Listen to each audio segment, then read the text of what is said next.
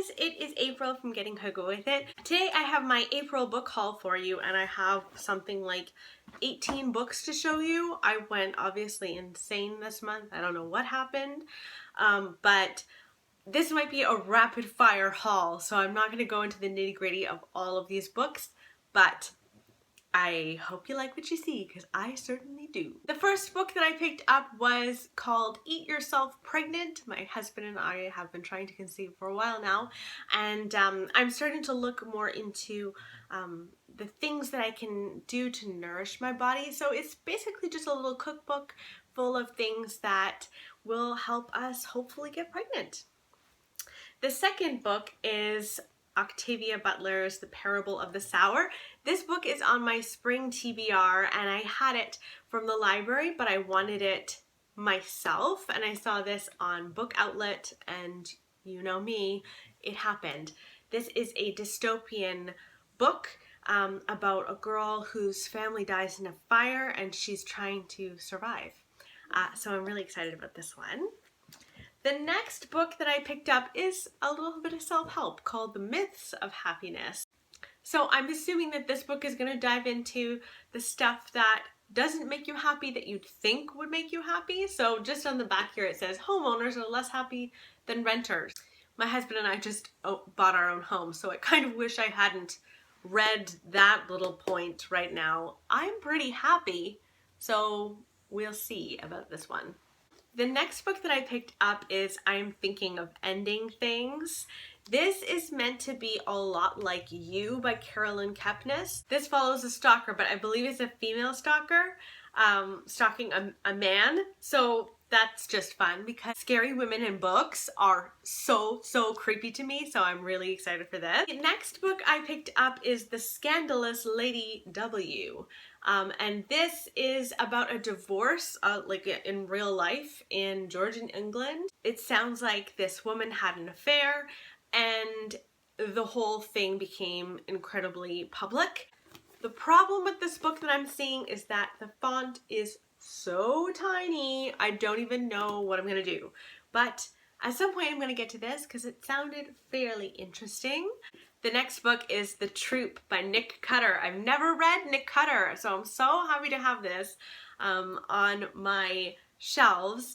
This is about a summer camp that goes really wrong in the wilderness. It sounds like something is out there trying to kill all of these kids. Yeah, I'm in.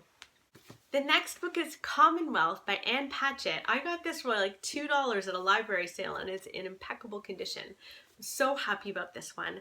This follows a family and a kiss outside of a marriage that basically debilitates this family and how it affects everyone in this family.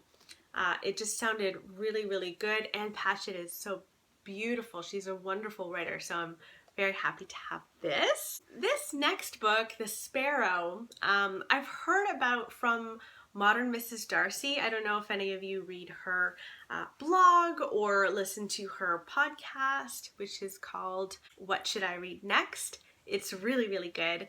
And in one of her early episodes of that podcast, she had someone on that recommended The Sparrow. All I really know about this book is that it's sci-fi, and I'm trying to read a bit more sci-fi, so I picked this up. The next book I got was What Alice Forgot by Liane Moriarty. I just finished Big Little Lies, and I really liked it. It's like a light, fluffy kind of read, and I know what I'm getting when I read Liane Moriarty, which is nice. So this one follows a girl named Alice who, I think she goes to the gym and she hurts herself. I guess she falls or something, and she wakes up and thinks it's like 10 years earlier, but it's obviously not, and she thinks that she has a really happy marriage, and she doesn't, and so she's finding out all sorts of stuff in her life. Just sounds really interesting. The next book is Moonwalking with Einstein. This is nonfiction, and it's all about memory and how people are able to memorize the things that they are. And this book was come about by this guy who was researching an article for the USA Memory Championships. I didn't even know that existed, so it sounds pretty good. And I love this cover. I don't know what it is about this cover, but I was instantly drawn to it.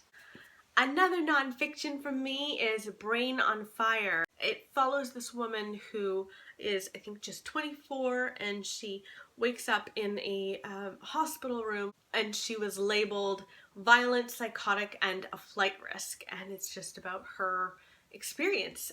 It sounded really, really interesting, so I'm eager to pick this one up. The next book I picked up was Inside the O'Briens. This was recommended to me by one of my good friends, Stacy, and she said that this was really, really beautiful and really touching. So this follows a family whose the father is diagnosed with Huntington's disease, and he is part of the Boston police. So he's this strong, strong man, and he's, you know, struck with this debilitating disease. And it's about his experience. It's by the same author who did Still Alice, so I'm hoping for good things. Next, I picked up Bellman and Black. I strictly bought this because I knew that the author is also the author of The 13th Tale. Haven't read that either, but I'm hoping it's awesome. So this book follows apparently this man who, as a kid, he killed a bird, and I don't know how, but it's like comes back to haunt him as an adult. I don't know. It sounds weird. Next up, I picked up Crooked Letter, Crooked Letter. This was another recommendation from the Modern Mrs. Darcy. This book is about two teenage boys in the 1970s. One of them brings a girl to a drive-in movie theater, and she is never seen again. And he never confesses, and it's about their relationship with one another and, you know, 20 years later. And apparently it's amazing. It was nominated for the Edgar Award, so I've heard only amazing things about this, and I really love the cover, so that happened. I picked up another Daphne du Maurier. I found The House on the Strand. I don't know anything about it, and that's okay with me. I just want more of her on my shelf. Hell House. So excited. So Richard Matheson wrote I Am Legend, which is now one of my favorite horror novels that I've ever read.